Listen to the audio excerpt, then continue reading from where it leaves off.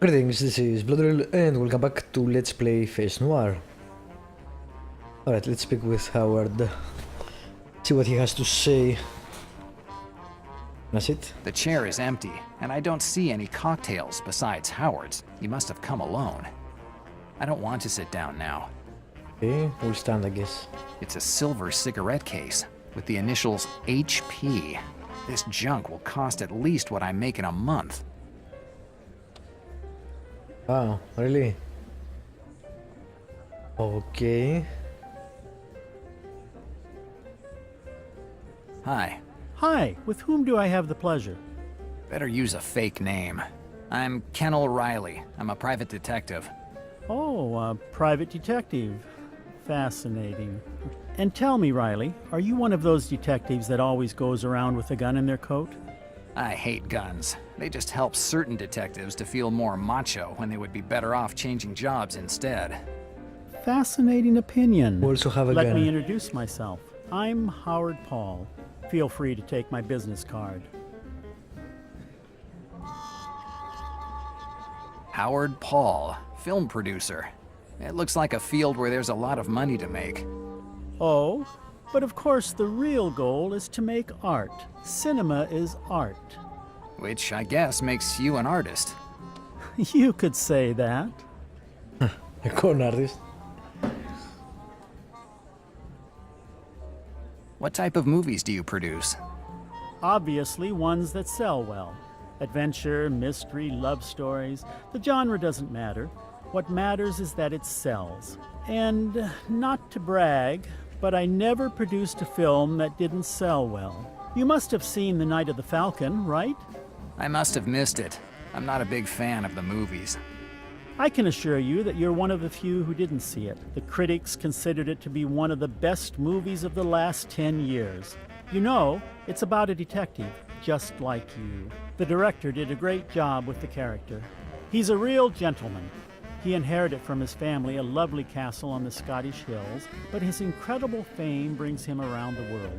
From Tibet to ancient Egypt, he knows how to do almost everything. He's a martial arts master, an excellent fencer, and knows more than 8 languages. A great guy. Right. He matches with most of the detectives I know. If it weren't for a certain dyslexia due to excessive drinking, and the fact that the most luxurious place they have ever slept in was a $1 per night motel. You're very funny, and you have the perfect face for the movies. When I get tired of tailing cheaters and 18-year-old runaways, I'll think about it. What are you doing here? Oh, very simple. I was here in New York to promote my latest movie, The Little King. Mr. Marsetti insisted on my being his guest for the evening since he seems to be a big fan of mine. We spoke the entire time about how cinema can open up the world.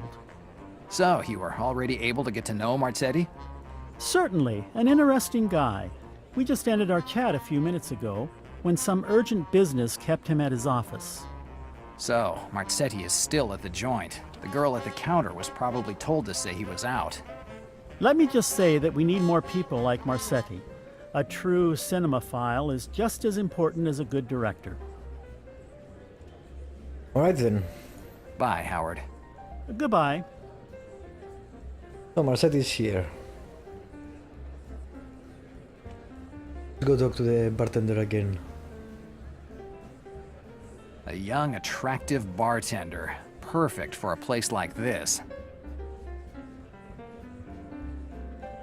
Hello again, sir. Hi.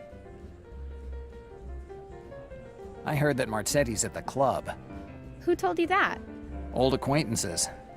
Well, I shouldn't say it, but Mr. Marsetti is actually in the club. But he expressly asked not to be disturbed. Miss, I just need to see your boss for a few seconds. Oh, no. These things always end badly. A friend of mine from my cinema classes almost lost her job for something like that. So, you study cinema. Oh, yes. My dream is to become a big star, working with the most famous directors, going to the openings, traveling in luxury cars. I love the life of a movie star. It's great. How did you come to work here? A friend of mine found me this job as a bartender. I wanted to say no at the beginning, but then I found out that a lot of people who work in the movies come to this club, and I thought that it might be a good way to meet someone. Right. Knowing someone is the best way to get somewhere nowadays. Oh yes! Okay. Goodbye. Goodbye, sir. I guess we use the...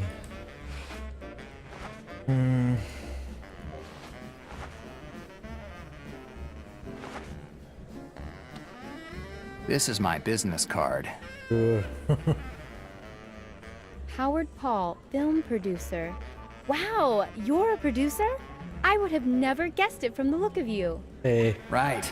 A lot of people take me for an alcoholic ex-police officer. I don't mean to offend you, but I'd have said the same thing. How come you are here? I have to see Marzetti. I'm looking for some fresh faces, and I was told that he could help me. Well, if you're a producer, I guess you wouldn't bother Mr. Marzetti. He loves the movies. And maybe you might think of me if you have a part in one of your movies? Definitely. You have the perfect face for movies. Really? Certainly, and I know what I'm talking about. Going back to Marzetti, can you tell me where he is? Oh, yes. He's upstairs in the last room at the end of the hall. Take the stairs to the right of the bar. Thanks. No problem. Remember, think of me for your movies. Certainly. The thirst.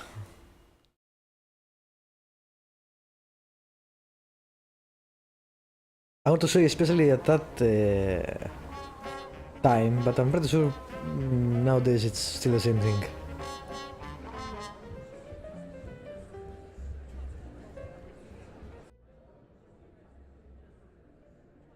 Alright.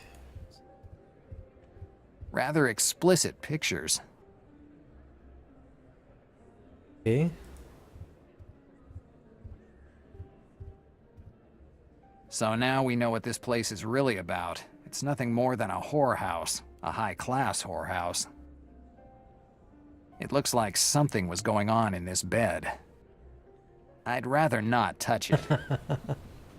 Rather explicit pictures. Explicit pictures in the 40s.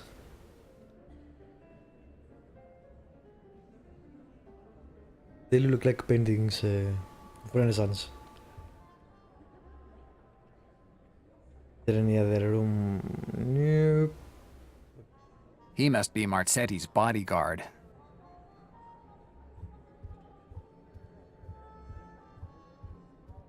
Hey, Beast. I want to talk to your boss. Beast. Wow.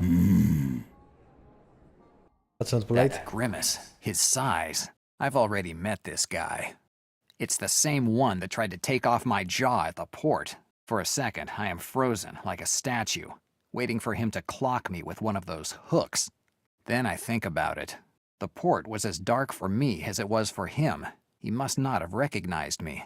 At least, not yet. Interesting. The story is interesting. Oscar, let him pass.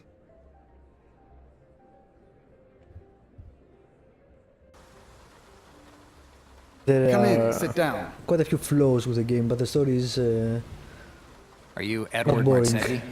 That's right, who are you? I'm KenOd Riley. I'm a private detective.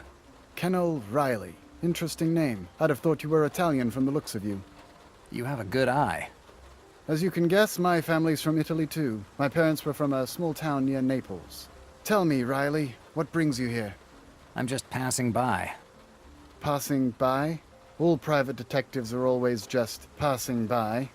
Right. We like to explore new places. Come on, Riley. Let's stop faking. You're here for a reason. Which one of my customers is in trouble this time? Looks like you're used to this type of visit. This is a speakeasy, Riley. It's full of damn idiots ready to fall right in for the first crook that comes by. Even though access is reserved, an evening doesn't go by that new faces don't show up in this joint. It's not unusual for one of your colleagues to come by to ask questions about someone who should not have been here. So, access to your joint is less restricted than it seems? Looks like it. Only people on a specific list should come up. But I doubt you were on it, and yet you're here. Aren't you worried by how easy it is to get into your joint? The only reason for the password at the door is to make it seem exclusive for the regulars. That's it.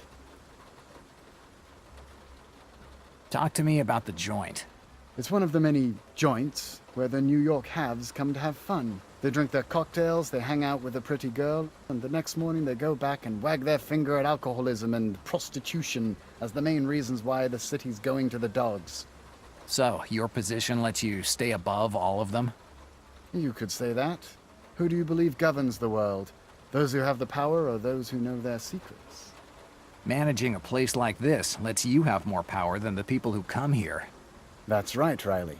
You're a quick study. I do what I can. Ah, you're a great guy. Right. Eh? And you should see the tattoo of the Balinese dancer that I have on my right thigh. That was a weird response. What do you do for a living? I have a few joints in New York and a couple in Los Angeles. I know that you started from Little Italy. I see you have been gathering information about me. I bought my first joint in the center of Little Italy called New Naples in honor of my hometown. There was still prohibition at the time, but with the right connections it was easy to make money. The rest came on its own. You're self-made, as they say. I'm a rather determined guy, Riley. If I want something, I get it. I heard you're a movies fan. Ah, I bet you've shared a few words with old Howard. That guy's a genius.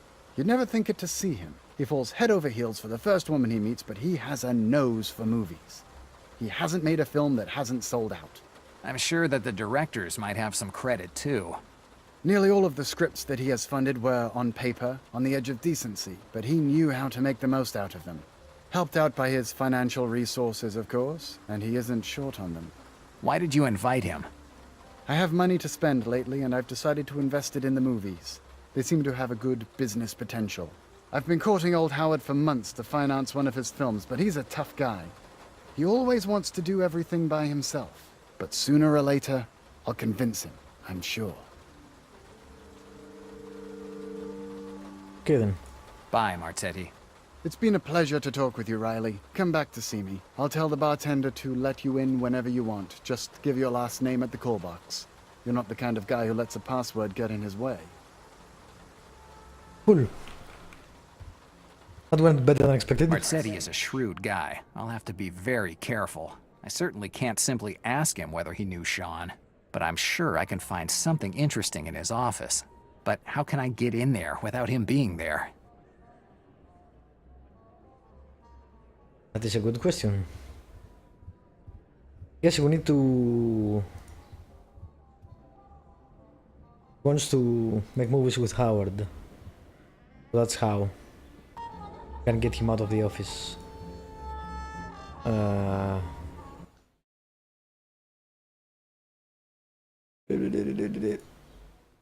David. Let's see if we can speak to Howard about that. Howard. Maybe he could be helpful to get Marzetti out of his office so that I could take a look around.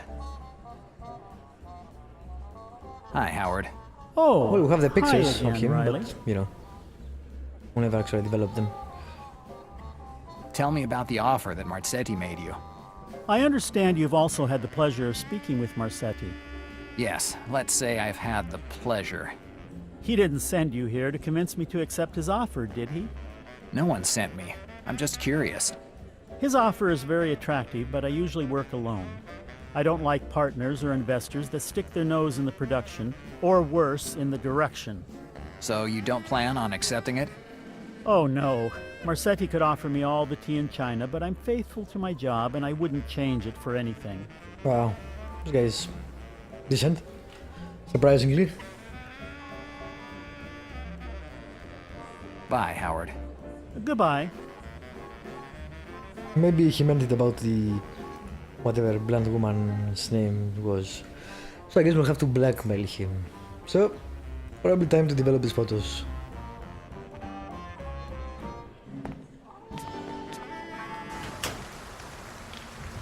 Alrighty. speak with John, or whatever his name is.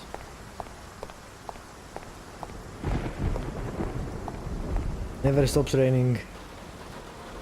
Let me guess. We have to go somewhere. Indeed. Essex. We see. Alright. This night never passes.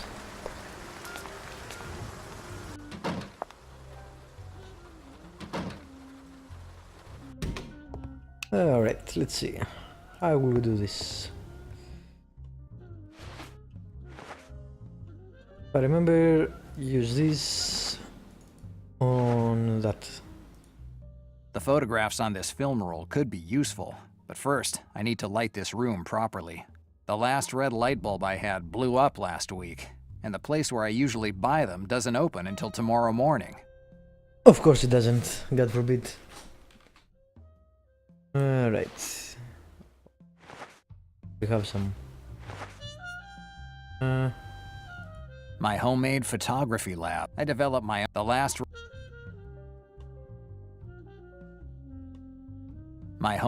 I developed my own.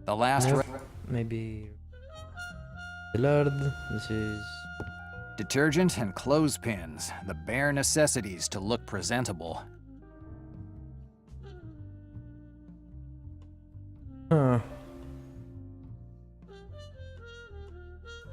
Detergent and clothespins. clothespins, okay. My homemade I developed my own Again, photographs. it would be nice The if there was last an red interaction light bulb I had button. blew up last week, and the place where I usually buy them doesn't open. Surely you have one. It's not an expensive Art Deco chandelier, but this lamp, I think I can. Okay. A basic element is missing: the film roll. A basic. A basic.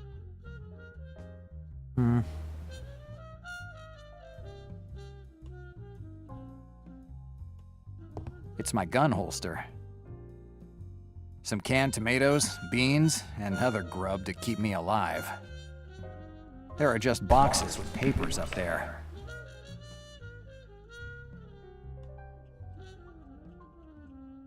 If I actually tried to put these shelves in order, I'd realize that at least half of these things should be thrown out.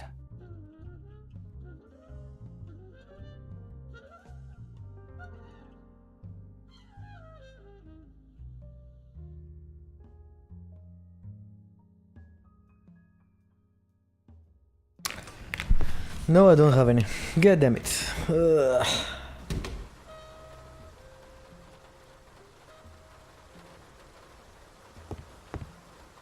Okay, time to hunt the item again.